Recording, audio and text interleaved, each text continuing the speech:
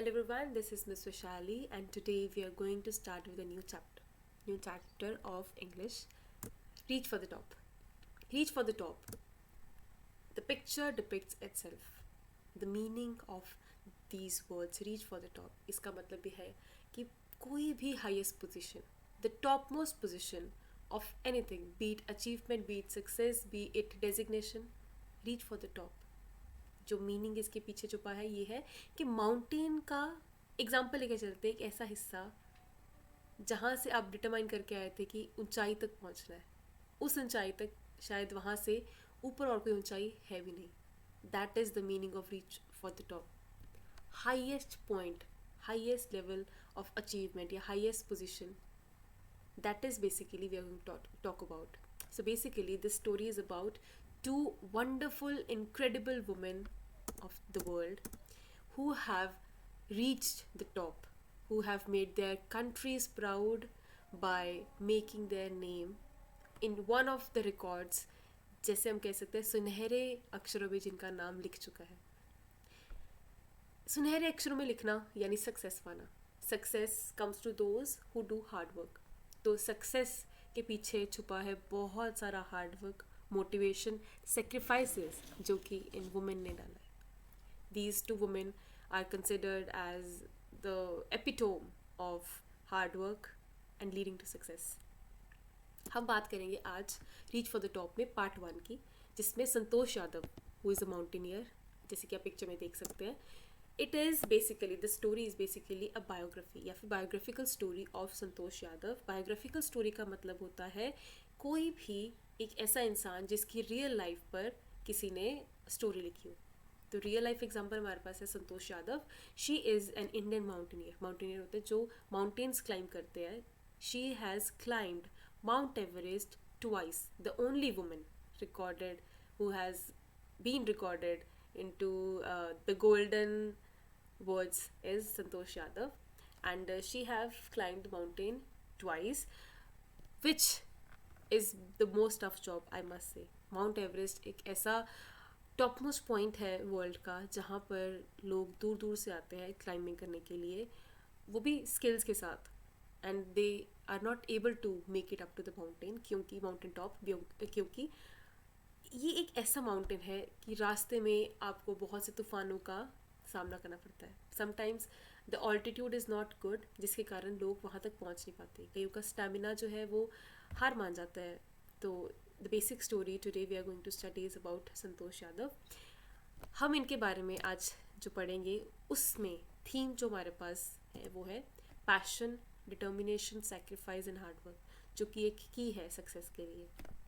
इसका छुपा हुआ थीम है handling success with humility. Humility का मतलब होता है कि एक बार आप अगर अचीवमेंट कोई पा जाते हैं तो हम ये सोचते हैं यूजुअली जनरली कि हमसे तो बेहतर कोई भी नहीं है. हम जब ये सोचते हैं तो हम ईगो सेंट्रिक हो जाते हैं. हम सिर्फ ये सोचना पड़ता है कि हमसे बेहतर कोई नहीं है, फिर हम बेहतरी की तरफ नहीं बढ़ते हैं. इसीलिए एक सक्सेस को इस बेहतरी के साथ हमने हैंडल करना सीखना है कि every day we can improve and each day is a learning moment, a new moment to learn. Next we are going to talk about characters. Santosh Yadav ji के बारे में मैंने बात की है, तो ये स्टोरी संतोष यादव के आसपास घूमती है. एंड ये स्टोरी में और जिनकी कंट्रीब्यूशन है, and these are her parents, grandmother, hermit, her siblings, Aravali mountaineers and co mountaineers. इनके बारे में स्टोरी में डिस्कशन हुई है. हर्मिट का मतलब होता है सन्यासी, जो कि एकांत में रहना पसंद करते हैं, अकेले रहना पसंद करते हैं. सिबलिंग्स का मतलब होता है भाई बहन. So today we are going to study about the story. Let's start with this. The only woman in the world who has scaled Mount Everest twice was born in a society where the birth of a son was regarded as a blessing and a daughter, though not considered a curse, was not generally welcome.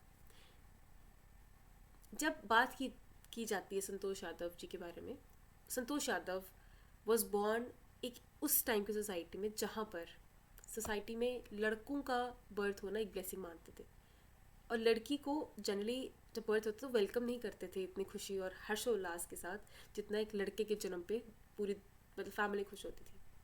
तो वो ऐसी society में born हुई थी जो कि mountain climber थी twice.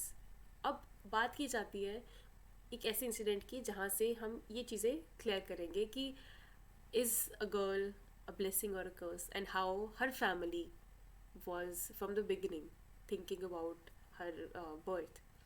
तो क्या होता है कि when her mother was expecting Santosh, a traveling holy man giving her blessing assumed that she wanted a son. But to everyone's surprise, the unborn child's grandmother, who was standing close by, told that they did not want a son. Now क्या होता है कि संतोष की mother was expecting, मतलब she was pregnant with Santosh. Santosh was in her womb. तो उस time पे एक होली मैन, पहले वर्ड्स आप वर्ड मीनिंग आपको बता दें. स्केल का मतलब होता है क्लाइंब अप, और होली मैन का मतलब होता है सेंट. सेंट यानी एक religious man. He crossed by and then he paused. उन्हें लगा कि शायद इन्हें मैं ब्लेसिंग दूंगा सन की, क्योंकि इन्हें चाहिए होगा एक सन, क्योंकि उस सोसाइटी में लड़कियों को ज़्यादा वेलकम नहीं किया जाता था. तो होली मैन ने जब ऑलमोस्ट ब्लेसिंग ये दे दी थी सन की, तो ग्रैंड मदर कहती हमें लड़का नहीं चाहिए. उनकी ग्रैंड मदर संतोष यादव की दादी माँ, उन्होंने कहा हमें एक लड़का नहीं, हमें लड़की चाहिए. What happens next? Let's read out. The holy man was also surprised. Nevertheless, he gave the requested blessing, and as destiny would have it, the blessing seemed to work. Santosh was born the sixth child in a family with 5 sons, a sister to 5 brothers. She was born in the small village of Joniawaz of Rewari district in Haryana. तो वैसे ही ये सुनकर Holi man surprise रह गए कि इन्हें लड़का नहीं चाहिए, इन्हें लड़की चाहिए. तो फिर उन्होंने अपनी ब्लेसिंग्स दी कि ठीक है, जैसा आपको जो चाहिए वो आपको मिल जाएगा. तो ठीक है, डेस्टिनी उन्हें ऑलरेडी लिखा हुआ था संतोष यादव जी का जन्म. She was born in a family where the family already had 5 sons, and she was the 6th child, the only girl, the only sister of 5 brothers. और उनका जन्म कहाँ हुआ था? उनका जन्म हरियाणा के रेवाड़ी डिस्ट्रिक्ट में एक छोटे से विलेज जिसका नाम है जोनियावाज, वहाँ पर हुआ. Let's move further. The girl was given the name Santosh, which means contentment. But Santosh was not always content with her place in a traditional way of life. She began living life on her own terms from the start. अब बात आती है नाम पर, संतोष. संतोष का मतलब होता है कंटेंटमेंट, यानी सेटिस्फैक्शन, यानी संतुष्टि. संतोष संतुष्ट नहीं थी अपने उन ट्रेडिशनल वेज से जो कि बहुत सालों से रीत चली आ रही थी एक लड़की को लेकर. शी वॉज नॉट हैप्पी जिस हिसाब से लाइफ डिमांड कर रही थी, उनका रहना सहना, उनका उठना बैठना, उनके कपड़े भी. तो संतोष ने स्टार्टिंग से ये सोचा कि मैं तो अपने हिसाब से चलूँगी, मैं ज़िंदगी अपने ही हिसाब से चलाऊँगी और अपने तौर तरीक़ों से जीऊँगी. तो वो उनका ट्रेडिशनल वे से थोड़ा सा हट के जीती थी. द अदर गर्ल्स वो traditional Indian dresses, Santosh preferred shorts. Looking back, she says now, from the very beginning, I was quite determined that if I chose a correct and a rational path, the others around me had to change, not me.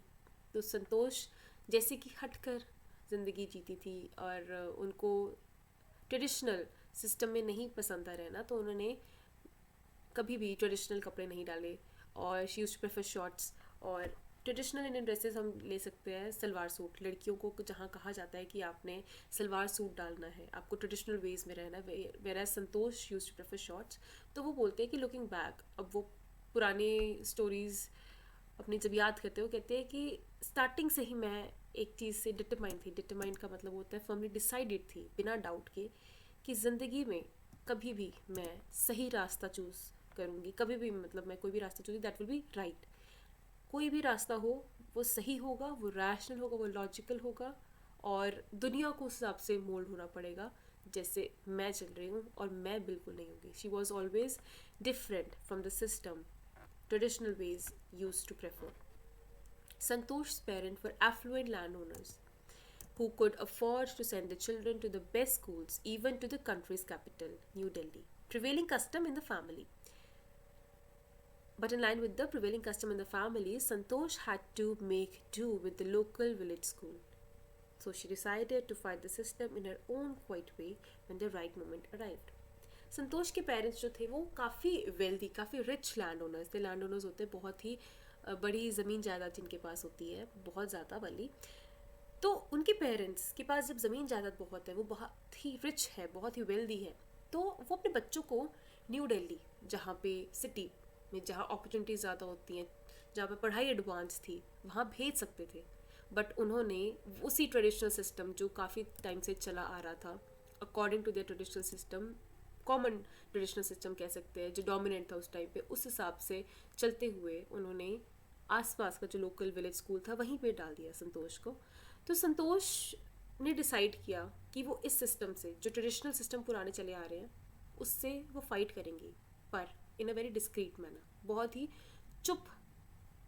चुपके से रह के वो fight करेंगी इस system के साथ. और वो तब तक फाइट करेंगी जब तक राइट मोमेंट नहीं आ जाएगा. And the right moment came when she turned 16. At 16, most of the girls in her village used to get married. Santosh was also under pressure from her parents to do the same. अब बात ये आती है कि जो right moment उनको लगा संतोष को, that was the age of 16. 16 की एज, पुराने ज़मानों में गर्ल्स को मैरिज करवा देते थे. मैरिज जल्दी इन द एज ऑफ 16 करवा के उनको उनके ससुराल भेज देते थे. तो अब यही सिस्टम चला आ रहा था. ट्रेडिशंस ऑलरेडी उनकी फैमिली फॉलो कर रही थी काफ़ी टाइम से, तो ये ट्रेडिशन भी उनकी फैमिली को फॉलो ही करना था. तो इसीलिए पेरेंट्स के ऊपर pressure from the society, and parents किसी प्रेशर डालेंगे बच्चे पे, संतोष पे प्रेशर पड़ रहा था कि उसकी मैरिज करवा देनी चाहिए. Let's move forward and read further. A marriage as early as that was the last thing on her mind. She threatened her parents that she would never marry if she did not get a proper education. She left home and got herself enrolled in a school in Delhi. When her parents refused to pay for her education, she politely informed them of her plans to earn money by working part time to pay her school fees. Her parents then agreed to pay for her education. अब क्या होता है कि 16 years की age, when she has not even completed her school, अभी school age भी complete नहीं हुई है, उनके पेरेंट्स उन पर प्रेशर डालने लग पड़े. तो उन्होंने अपने पेरेंट्स को वार्निंग दे दी कि मैं तब तक मैरिज नहीं करूँगी जब तक मेरी एजुकेशन पूरी नहीं हो जाती है, और आप मुझे करवाने के लिए कोशिश भी मत करना या प्रेशराइज मत करें. और इसी के साथ उन्होंने अपना घर छोड़ दिया. And then she got herself enrolled. Enrolled का मतलब है एडमिशन करवा ली दिल्ली के एक स्कूल में. उनके पेरेंट्स ने रिफ्यूज़ कर दिया कि ठीक है तुम चली गई हो, कोई बात नहीं, पर हम पैसे नहीं देंगे आपकी एजुकेशन के लिए. ये सुन के संतोष ने डिसाइड कर लिया था और अपने पेरेंट्स को बता दिया कि वो एक पार्ट टाइम जॉब करके अपने स्कूल की फ़ीस भरेंगे. तो उनके पेरेंट्स घबराए.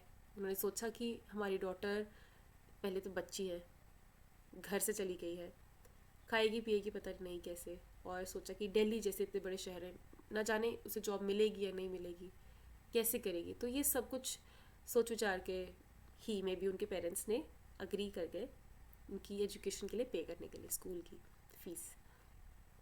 Wishing always to study a bit more, and with her father slowly getting used to her urge for more education, Santosh passed the high school examinations and went to Jaipur. अब जैसे ही एक life में change जो लेकर आई संतोष अपने parents की, कि मैं पढ़ना चाहती हूँ, मैं आगे बढ़ना चाहती हूँ, इसी के साथ उन्होंने थोड़ा थोड़ा और पढ़ना है, थोड़ा और पढ़ना है, ये इस अर्ज के साथ अपने फादर को भी कहीं ना कहीं अपनी साइड कर लिया था कि वो पढ़ना चाहती है हमारी बेटी, तो let's not be a hindrance. एक रास्ते में हम बैरियर नहीं पड़ेंगे उसकी एजुकेशन की, उसकी पढ़ाई पे, और हम उसे आगे पढ़ने देंगे. तो उसके पेरेंट्स मान गए. And then she pass the high school examination और वो जयपुर चलेगी अपनी आगे की कॉलेज लाइफ के लिए, कॉलेज की स्टडीज़ के लिए. शी ज्वाइंड महारानी college and got a room in Kasturba hostel. Santosh remembers Kasturba Hostel faced the Aravali Hills. I used to watch villagers from my room going up the hill and suddenly vanishing after a while. One day I decided to check out myself. I found nobody except a few mountaineers. I asked if I could join them. To my pleasant surprise, they answered in the affirmative and motivated me to take the climbing. तब क्या होता है कि संतोष जो है वो college join कर लेती है जयपुर में, Maharani college, and she gets a room in Kasturba hostel. Santosh को ये काफ़ी याद रहता है कि कस्तूरबा हॉस्टल जो था that was facing Aravali hills. Aravali hills basically क्या है, it is a range of mountain. In the west अगर हम इंडिया के वेस्ट की हम बात करते हैं, दैट इज़ राजस्थान गुजरात वाला जो area, that is a range of mountains in the west, और that is basically the barrier, एक बैरियर है वेस्ट में। राजस्थान जो बैरन लैंड है, जो ड्राई लैंड है, और जो राइट साइड पे पाकिस्तान का ईस्ट पड़ता है वो फर्टाइल लैंड है, तो उसके बीच का एक बैरियर है अरावली हिल्स। तो अरावली हिल्स जो था वो काफ़ी ध्यान से, मतलब काफ़ी अच्छे से दिखता था उनके हॉस्टल से। तो वो ये देखती थी बाहर खिड़की से कि यूजुअली लोग जाते हैं वहाँ गायब हो जाते हैं और गायब हो जाते हैं। वैनिशिंग का मतलब होता है गायब होना, डिसअपियर। तो वो गायब हो जाते हैं, तो उन्होंने सोचा कि क्यों ना मैं एक खुद जाकर देखती हूँ। तो वहाँ पर गई उन्होंने, और कोई नहीं देखा, बस कुछ माउंटेनियर्स थे। माउंटेनियर्स होते हैं जो क्लाइंब करते हैं या सीखते हैं क्लाइंबिंग करना, वो माउंटेनियर्स थे वहाँ पे। एंड उन्होंने पूछा कि क्या वो ज्वाइन कर सकती है, तो इसी के साथ उन्होंने एफर्मेटिव यानी पॉजिटिव रिस्पॉन्स दिया, यस कह दिया, और उनको बोला संतोष को कि आपको क्लाइंबिंग जो है वो करनी चाहिए, मोटिवेट किया। And then there was no looking back for this determined young girl. She saved money and enrolled in a course at Uttakashi's Nehru Institute of Mountaineering. अब क्या होता है कि संतोष, शी सेव्ड मनी और उन्होंने एनरोल करवा लिया। माउंटेनियरिंग इंस्टीट्यूट है, दैट इज़ उत्तरकाशी का, that is Nehru institute of mountaineering. तो अब there was no looking back. अब एक ठान ली थी उन्होंने कि अब वो आगे बढ़ेंगी, वो कुछ हट के करेंगी, और उन्हें प्रोग्रेस करने की सोची विदाउट इंटरप्शन। उन्होंने सोचा कि अब मैं कुछ करके दिखाऊंगी, वो डिटरमाइंड थी। और उन्होंने मनी सेव की, उन्होंने एनरोलमेंट लिया, एडमिशन लिया अपना उत्तरकाशी के नेहरू इंस्टीट्यूट में। उसके बाद की स्टोरी हम आगे बढ़ते हैं। My college semester in Jaipur was to end in April, but it ended on the 19th of May, and then I was supposed to be in Uttarkashi on 21st. So I did not go back home. Instead, I headed straight for the training. I had to write a letter of apology to my father, without whose permission I had got myself enrolled at Uttarkashi. अब क्या होता है कि जो इनका college था, इन्होंने and करना था अप्रैल में। अप्रैल के आसपास जब एंड होते हैं सेमेस्टर एग्जाम्स, तो वो एंड होना था। एंड देन उन्होंने ज्वाइन करना था मई में जाकर, 21 मई को जाके उन्होंने ज्वाइन करना था Uttarkashi Nehru institute of mountaineering में। उनकी ट्रेनिंग शुरू होने वाली थी।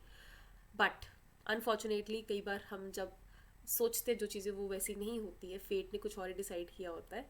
सो कॉलेज जो होता है वो ख़त्म होता है मई 19 को। 21 को उन्होंने ज्वाइन करना था। अब रेवाड़ी और जयपुर बहुत दूर था, तो आने जाने में रास्ता टाइम लग जाता है, 2-3 दिन ही थे बीच में। तो उन्होंने सोचा कि मैं घर नहीं जाऊंगी, इंस्टेड अब मैं सीधा ट्रेनिंग पे जाऊंगी। और इसीलिए उन्होंने अपना एक लेटर लिखा अपॉलॉजी के लिए अपने फादर को कि उन्होंने एनरोलमेंट करवा ली थी बिना परमिशन के। बिना परमिशन के यहाँ पे हमें दिखता है कि मनी जो उन्होंने सेव की है, that is not provided from her parents directly कि आप माउंटेनियरिंग करें। That is the money she use to save, and by that saving that money she enrolled herself into the institute of training. This is the Nehru Institute of Mountaineering. The pictures depict it all. Thereafter Santosh went on an expedition every year. Her climbing skills matured rapidly. Also, she decided a remarkable resistance to cold and the altitude. Equipped with the iron will, physical endurance, and an amazing mental toughness, she proved herself repeatedly. अब क्या होता है कि संतोष, every year she went on the expedition, every year she went on the training, and उनकी climbing skills mature हो गई. Remarkable resistance मतलब extraordinarily उनकी resistance जो थी towards cold and altitude वो होने लग पड़ी. हर बार ड्रिलिंग एंड स्किल्स के साथ उनकी बॉडी जो है उसमें एक स्टेमिना बढ़ गया और अमेजिंग मेंटल मोटिवेशन जो उनको मिली। इसी के साथ उनकी जो एक आयरन विल, एक अनशेकेबल एक मोटिवेशन, एक डिटर्मिनेशन जो थी, वो उनको एक इतने अच्छे हार्डवर्क के साथ मिली कि जस्ट आफ्टर 4 years जब उन्होंने ज्वाइन किया था एक इंस्टीट्यूट को इन 1992, she got the culmination, the result of her hard work. The culmination of her hard work and sincerity came in 1992, just 4 years after she had shyly asked the Aravalli mountaineers if she could join them. At barely 20 years of age, Santosh Yadav scaled Mount Everest. becoming the youngest woman in the world to achieve the feat. If her climbing skills, physical fitness, and mental strength impress her seniors, her concern for others and desire to work together with them found her a special place in the hearts of fellow climbers. अब क्या होता है कि barely छोटी सी एक उम्र में 20 साल की उम्र, ज़्यादा बड़ी भी नहीं है, बहुत ही छोटी एज है. She was very young among the fellow climbers, and then barely 20 years की एज पे she became the youngest woman in the world to climb the Mount Everest. अपनी क्लाइंबिंग स्किल्स, फिजिकल फिटनेस और mental strength के साथ उन्होंने अपनी seniors को भी इम्प्रेस किया और भी ज़्यादा फेलो क्लाइंबर्स के दिल में जगह बना ली. During 1992 Everest mission, Santosh Yadav provided special care to a climber who lay dying at the South Pole. She was unfortunately unsuccessful in saving him. However, she managed to save another climber, Mohan Singh, who would have met with the same fate had she not shared her oxygen with him. अब 1992 Everest mission पे संतोष यादव ने climber को बचाया, अपने साथ वाले climber को बचाने की कोशिश की, स्पेशल केयर प्रोवाइड की, बट अनफॉर्चुनेटली उनको सेव नहीं कर पाए. But she saved another climber, उनका नाम था मोहन सिंह, जिनके साथ उन्होंने अपनी ऑक्सीजन शेयर की, अदरवाइज वो भी मर जाते. नाउ विद इन 12 मंथ्स, अब 12 months just after Everest mission 1992 के बाद 1993 में संतोष जी को एक another Indo Nepalese women expedition मिल गया था. अब इस टाइम पर उन्होंने उसे ज्वाइन कर लिया.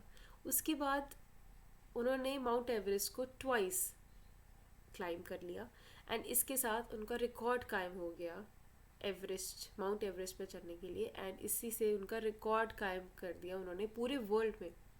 जो बेसिकली एक इंडो नेपालीज वुमेन्स एक्सपेडिशन है, ये एक ऐसा एक्सपेडिशन है जिसको ग्रांट करती है गवर्नमेंट. अब इसमें हम जब गवर्नमेंट की ग्रांटिंग की बात करते हैं, ये लॉन्च भी इंडियन माउंटेनियरिंग फाउंडेशन ने किया था. Ministry of youth affairs and sports जो है वो इसको फंड करती है. और ये एक्चुअली एक टीम है, पहली वुमेन टीम है जिसके अंदर 21 मेंबर्स जो है that are led by Miss Bachendri Pal. तो इन्होंने कायम किया रिकॉर्ड पूरे वर्ल्ड में and government obviously would have been very happy and that's why they bestowed, उन्होंने प्रेजेंट किया उनको पद्मश्री अवार्ड से. पद्मश्री इज़ द हमारे इंडिया का टॉप मोस्ट ऑनर है. तो आप पिक्चर भी देख सकते हैं, इसमें former president K R Narayan ji ने उनको बेस्टो किया with Padma Shri. Describing her feelings when she was literally on top of the world, Santosh has said, "It took me some time for the enormity of the moment to shrink in. Then I unfurled the Indian tricolor and held it aloft on the roof of the world. The feeling is indescribable. The Indian flag was flying on top of the world. It was truly a spiritual moment. I felt proud as an Indian."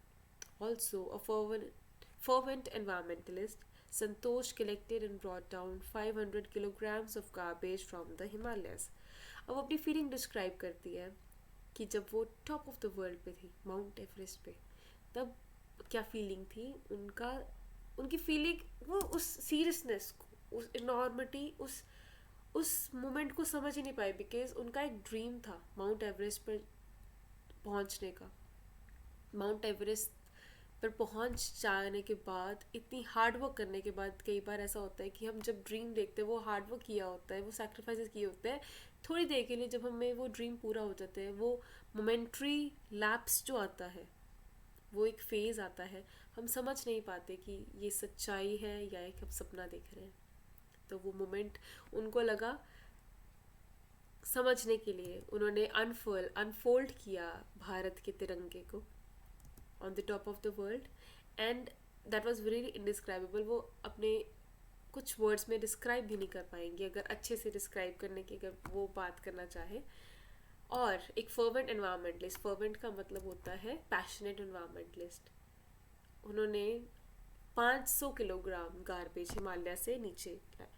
अब Himalayas पे बहुत सारे mountaineers जाते हैं, हर साल बहुत mountaineers वहाँ पर जाने की कोशिश करते हैं. कुछ टॉप तक जाने की कोशिश करते हैं, कुछ सिर्फ कुछ किलोमीटर्स तक जाने की कोशिश करते हैं, कुछ एरिया तक जाने की कोशिश करते हैं. And then they take along eatables. पीने की बोतलें, कुछ सामान, तो वहीं पे फेंक आते हैं. अब वो गार्बेज वो कैसे डिकम्पोज होगा?